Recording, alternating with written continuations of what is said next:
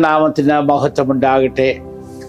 വീണ്ടും ഒരു പ്രാവശ്യം കൂടെ ഈ ദൃശ്യമാധ്യമത്തിൽ കൂടെ നിങ്ങളോട് ദൈവവചനം പങ്കിടുവാൻ ലഭിച്ച നല്ല അവസരത്തിനായിട്ട് ഞാൻ ദൈവത്തിന് നന്ദിയോടെ സ്തോത്രം ചെയ്യുന്നു.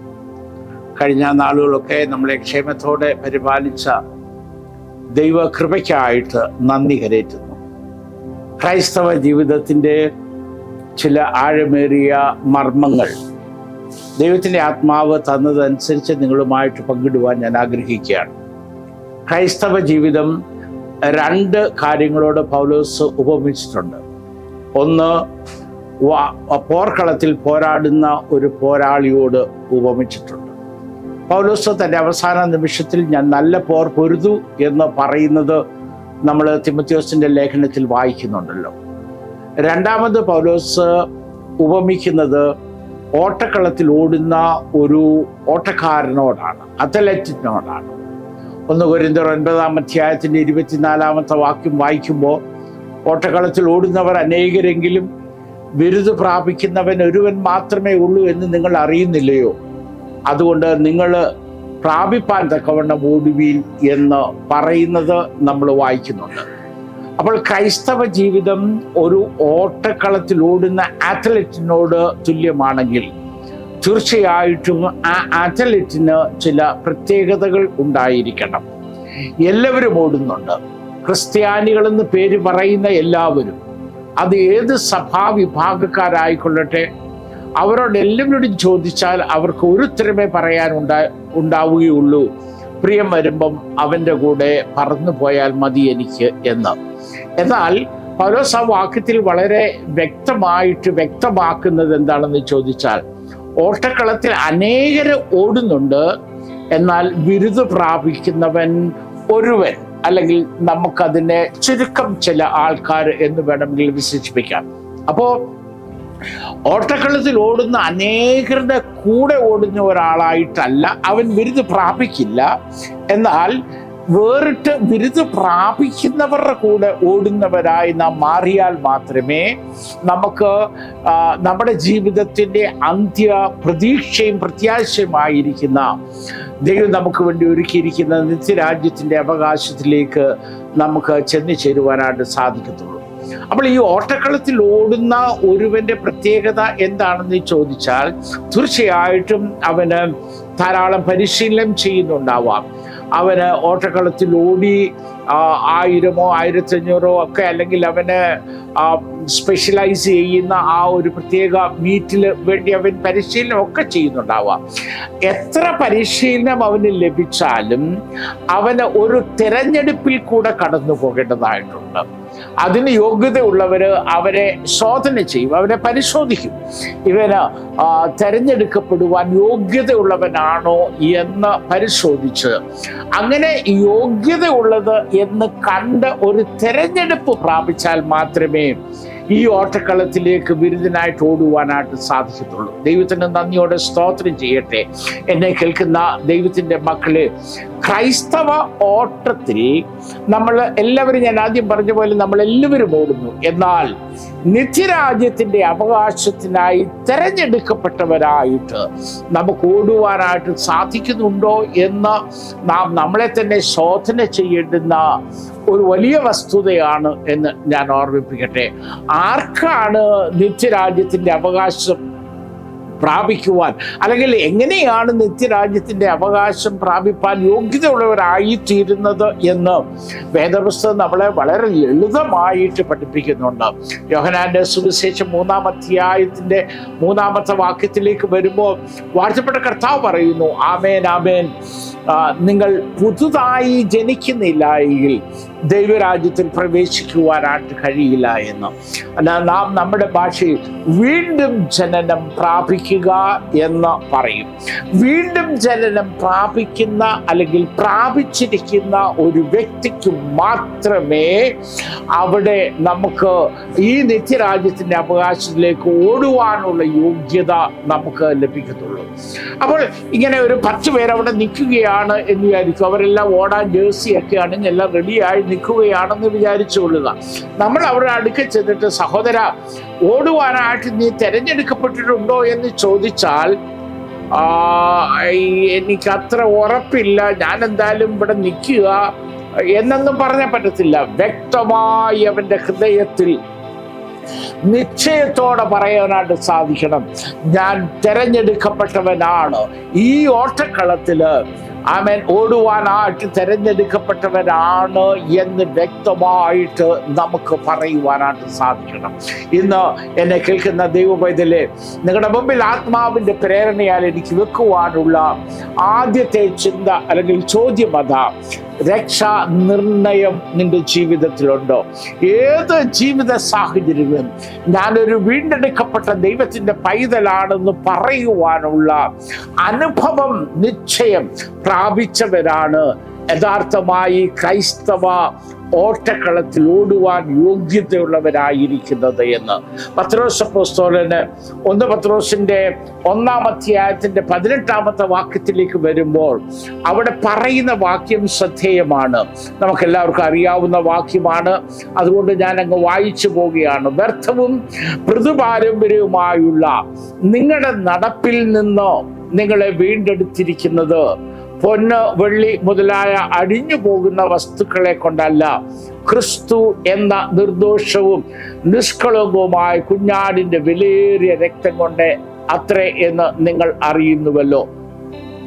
നമ്മൾ ശ്രദ്ധിക്കണം, വ്യർത്ഥവും മൃദുപാരമ്പര്യവുമായ നിങ്ങളുടെ നടപ്പിൽ നിന്ന് എന്ന് പറയുമ്പോൾ മൃദുപാരമ്പര്യമായ നമ്മുടെ നടപ്പ്, നമ്മളൊക്കെ അവകാശം പറയുന്ന, ഞാൻ അങ്ങ് മധുര കളിച്ച ക്രിസ്ത്യാനിയാണ്, ഞാൻ ഇന്ന കുടുംബത്തിൽ ജനിച്ചതാ, എൻ്റെ അപ്പൂപ്പന്മാർ പണിത പള്ളിയാണ്, ഞങ്ങൾ അങ്ങ് വലിയ പാരമ്പര്യം പറയുവാനുള്ളവരാണെന്ന്, ഞങ്ങൾ വലിയ സുറിയാനി പാരമ്പര്യം പറയാനുള്ളവരാണ് എന്ന് പറഞ്ഞതുകൊണ്ട് വീണ്ടെടുപ്പ് സാധിക്കുകയില്ല എന്ന് പൗലോസ് വളരെ വ്യക്തമായിട്ട് അവിടെ പറയുന്നുണ്ട്. ഇന്ന് പ്രഭാതത്തില് ഞാൻ ഓർമ്മിപ്പിക്കട്ടെ ദൈവപൈതലേ, ഒരു ഇടയ ശുശ്രൂഷയിലായിരുന്ന ഒരു വ്യക്തി എന്ന നിലയിൽ ഞാൻ ഓർമ്മിപ്പിക്കട്ടെ, നിന്റെ പാരമ്പര്യമോ നിന്റെ അനുഷ്ഠാനങ്ങളോ നിന്റെ ആചാരങ്ങളോ നിന്റെ സഭയുടെ എന്തെങ്കിലും പ്രത്യേകതയോ അല്ലെങ്കിൽ നിന്റെ ഇൻവോൾവ്മെന്റ്, സഭയിലുള്ള നിന്റെ ഇൻവോൾവ്മെന്റോ ഒന്നും നിന്നെ രക്ഷയിലേക്ക് നയിക്കുകയില്ല എന്ന് വ്യക്തമായിട്ട് ഓർമ്മിപ്പിക്കുവാനായിട്ട് ഞാൻ ആഗ്രഹിക്കുകയാണ്. പൗലോസ് അപ്പോസ്തലൻ എഫേസ്യ ലേഖനം 2-ാം അധ്യായത്തിൽ പറയുന്നത് എന്താണെന്ന് അറിയാമോ? കൃപയാലത്രേ വിശ്വാസം മൂലം നീ രക്ഷിക്കപ്പെട്ടിരിക്കുന്നത്. രക്ഷയുടെ അടിസ്ഥാനം വിശ്വാസമാണ് എന്ന് പറയുന്നുണ്ട്. റോമർക്കെഴുതിയ ലേഖനം 5-ാം അധ്യായത്തിന്റെ 1-ാമത്തെ വാക്യത്തിൽ വിശ്വാസം മൂലം നീതീകരിക്കപ്പെട്ട നിങ്ങൾക്ക് ദൈവത്തോട് സമാധാനമുണ്ട് എന്ന് പറയുന്നു. സ്നേഹിത, ദൈവത്തോട് ചേർക്കപ്പെടുവാനായിട്ട്, ഹല്ലേലൂയ, ദൈവത്തോട് ശത്രുതയിൽ നിന്ന് സമാധാനത്തിന്റെ ദൈവികമായ ബന്ധത്തിലേക്ക് വരുവാനായിട്ട് നടപ്പോ പാരമ്പര്യമോ ഒന്നുമല്ല കാരണം, പിന്നെയോ വിശ്വാസം മൂലം നീതീകരിക്കപ്പെടുക എന്നുള്ളതാണ്. അവിടെ 2 പദമാണ് പൗലോസ് ഉപയോഗിച്ചിരിക്കുന്നത്. ഒന്ന് വിശ്വാസം മൂലം, രണ്ടാമത് നീതീകരണം മൂലം. ഈ നീതീകരണം നിനക്കുണ്ടാകുന്നത് എങ്ങനെയാണെന്ന് അറിയാമോ? എൻ്റെ കർത്താവിൻ്റെ രക്തത്താൽ ശുദ്ധീകരിക്കപ്പെടുന്നതിൽ കൂടെ. ഹല്ലേലൂയ. കാൽവരിയുടെ മഹോന്നതങ്ങളിൽ മാനവജാതിയുടെ പാപങ്ങൾക്ക് വേണ്ടി അവസാനത്തെ തുള്ളി രക്തം വരെ ഊറ്റിയ എൻ്റെ പ്രാണപ്രിയന്റെ രക്തത്താൽ വീണ്ടെടുക്കപ്പെടുന്നതാണ് നിന്റെയും എന്റെയും നീതീകരണം എന്ന് പറയുന്നത്.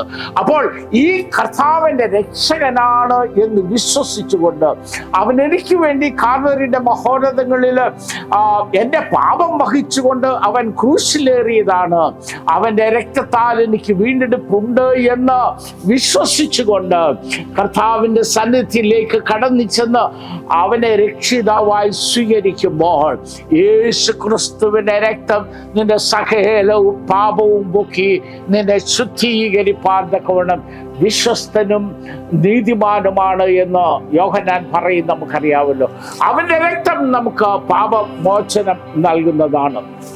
അതിക്രമങ്ങളുടെ മോചനം നമുക്ക് ലഭിക്കുന്നത് യേശുക്രിസ്തുവിന്റെ രക്തത്താലാണ് എന്ന് പൗലോസ് അപ്പോസ്തലൻ വ്യക്തമായിട്ട് പറയുന്നുണ്ട്.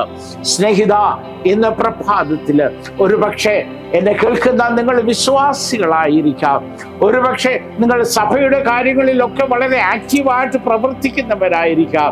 നിങ്ങളുടെ സഭയുടെ ഇൻവോൾവ്മെന്റ് അല്ലെ ആത്മീയ കാര്യങ്ങളിലെ ഇൻവോൾവ്മെന്റിൽ നിങ്ങൾ സംതൃപ്തരായി നിങ്ങൾ ദൈവമക്കളാണെന്ന് ചിന്തിച്ച് അഭിമാനിച്ചുകൊണ്ട് ജീവിക്കുന്നവരായിരിക്കാം. എന്നാൽ ഓർമ്മിപ്പിക്കട്ടെ, ദൈവത്തിന്റെ വചനം വളരെ വ്യക്തമായിട്ട് പറയുന്നു, അവന്റെ രക്തത്താൽ നിനക്കൊരു പാപമോചനം പ്രാപിക്കുവാൻ സാധിക്കുന്നില്ല എങ്കിൽ, അവിടെ നീ പുതുതായി ജനിക്കുന്നില്ല എങ്കിൽ നിനക്ക് ദൈവരാജ്യത്തിൽ പ്രവേശിപ്പാനായിട്ട് കഴിയില്ല എന്ന് പറയുന്നു. വീണ്ടും നമ്മൾ പത്രോസ് അപ്പോസ്തലന്റെ വാക്കുകളിലേക്ക് വരുമ്പോൾ, 1 പത്രോസ് 1-ാം അധ്യായത്തിന്റെ 23-ാമത്തെ വാക്യത്തിലേക്ക് വരുമ്പോൾ രക്ഷയ്ക്ക് നിദാനമായ മറ്റൊരു കാര്യത്തെക്കുറിച്ച് പറയുന്നുണ്ട്. കെടുന്ന ബീജത്താലല്ല, കെടാത്തതിനാൽ ജീവനുള്ളതും നിലനിൽക്കുന്നതുമായ ദൈവവചനത്താൽ തന്നെ നിങ്ങൾ വീണ്ടും ജനിച്ചിരിക്കുന്നു. ദൈവവചനത്താൽ 3 കാര്യങ്ങളാ ദൈവവചനം ഓർമ്മ. 1, വിശ്വാസത്താൽ വീണ്ടും ജനിച്ചിരിക്കുന്നു. 2, യേശു കർത്താവിന്റെ രക്തത്താൽ അത്രേ നാം വീണ്ടും ജനിച്ചിരിക്കുന്നത്. 3, ദൈവത്തിന്റെ വചനം പറയുന്നു, കെടാത്ത ബീജത്താൽ, കെടാത്തതിനാൽ ജീവനുള്ളതും നിലനിൽക്കുന്നതുമായ നിന്റെ ദൈവത്തിന്റെ വചനത്താൽ അത്രേ നിങ്ങൾ വീണ്ടും ജനിച്ചിരിക്കുന്നത് എന്ന് പറയുന്നു. ഒരു പക്ഷേ ആ ദൈവവചനം ദൈവം നമുക്ക് തന്നിരിക്കുന്നത് ഈ വചനത്തിൽ കൂടെ കർത്താവിന്റെ സന്നിധിയിലേക്ക് കടന്നു ചെല്ലുവാൻ. യോഹന്നാന്റെ ഭാഷ്യത്തിൽ പറഞ്ഞാൽ വചനം ക്രിസ്തുവാകുന്നു. അപ്പോൾ ജീവനുള്ളതും നിലനിൽക്കുന്നതുമായ നിന്റെ രക്ഷകനായ യേശു ക്രിസ്തുവിൽ കൂടെ നീ വീണ്ടെടുപ്പ് പ്രാപിച്ചിരിക്കുന്നു എന്ന് നാം മനസ്സിലാക്കണം. ഇന്ന് പ്രഭാതത്തില് സ്നേഹിത, ഈ ഒരു അനുഭവം നിന്റെ ജീവിതത്തിൽ വ്യക്തിപരമായിട്ട് നിനക്ക് അനുഭവിക്കുവാനായിട്ട് സാധിച്ചിട്ടുണ്ടോ? 22-ാമത്തെ വയസ്സുവരെ ഞാനും സഭയിൽ ആക്റ്റീവായിട്ട് നടന്നതാ. കൊയറിലുണ്ടായിരുന്നു, യൂത്തിലുണ്ടായിരുന്നു, സഭയുടെ പല കാര്യങ്ങളിലുണ്ടായിരുന്നു. ഞാനും ഒരു ചെറുപ്പക്കാരനായി ഒരു പക്ഷേ നമ്മുടെയൊക്കെ ഭാഷയിൽ പറഞ്ഞാൽ നല്ല ക്രിസ്ത്യാനിയായിട്ട് ജീവിച്ച ഒരു വ്യക്തിയാണ്. എന്നാൽ എൻ്റെ 22-ാമത്തെ വയസ്സിൽ അരുമനാഥന്റെ ശബ്ദം എൻ്റെ കാതുകളിൽ, ആ രക്ഷയുടെ ശബ്ദം അനേക പ്രാവശ്യം കേട്ടിട്ടുള്ളതാ, കൺവെൻഷൻ ഞാൻ പാടിയിട്ടുള്ളതാ. പക്ഷേ ഒരു പർട്ടിക്കുലർ സമയത്തിൽ ജീവിതത്തിന്റെ നിരാശയുടെ അടിത്തട്ടിലേക്ക് താണ് വീണ് മുങ്ങുമ്പോൾ അവിടെ ദൈവശബ്ദം കേൾക്കുവാൻ എനിക്കിടയായി. അവിടെ ഞാൻ 2 കാര്യങ്ങൾ മനസ്സിലായി. 1, ഞാൻ ക്രിസ്തു ഇല്ലാത്തവനാണ് എന്ന് മനസ്സിലായി. സഭയുടെ എൻ്റെ എല്ലാ പങ്കാളിത്തവും യേശുക്രിസ്തു ഇല്ലാത്തതാണെന്ന് മനസ്സിലായി. 2, എനിക്ക് ക്രിസ്തുവിനെ ആവശ്യമാണ് എന്ന് മനസ്സിലായി. അന്ന് ഞാൻ എൻ്റെ ജീവിതത്തെ കർത്താവിനായിട്ട് സമർപ്പിച്ചു കൊടുത്തു. കഴിഞ്ഞ 48 വർഷക്കാലം ഈ ദൈവത്തിന്റെ വചനത്തില് നിലനിന്നുകൊണ്ട്, എല്ലാ ബലഹീനതയോടും കർത്താവിന്റെ കൃപയിൽ ആശ്രയിച്ചുകൊണ്ട്, ഞാനൊരു വീണ്ടെടുക്കപ്പെട്ട ദൈവപൈതൽ എന്നുള്ള നിശ്ചയത്തോടുകൂടെ കർത്താവിന്റെ വേല ചെയ്യുവാനായിട്ട് ദൈവം ഇടയാക്കുന്നു. സ്നേഹിത, ഈ വചനം കേട്ട നിങ്ങൾ ഒരു രക്ഷാനിർണയമുള്ളവരായി, ദൈവത്തെ സ്നേഹിക്കുന്നവരായി, കർത്താവിന് വേണ്ടി വേർതിരിക്കപ്പെട്ടവരായിട്ട് ജീവിപ്പാൻ തക്കവണ്ണം ദൈവം തമ്പുരാൻ ഇടയാക്കുമാറാകട്ടെ. ഈ ദൂതിന്റെ 2-ാമത്തെ ഭാഗം മറ്റൊരു എപ്പിസോഡിൽ നിങ്ങൾക്ക് കേൾക്കാവുന്നതാണ്. ദൈവം നിങ്ങളെ അനുഗ്രഹിക്കട്ടെ.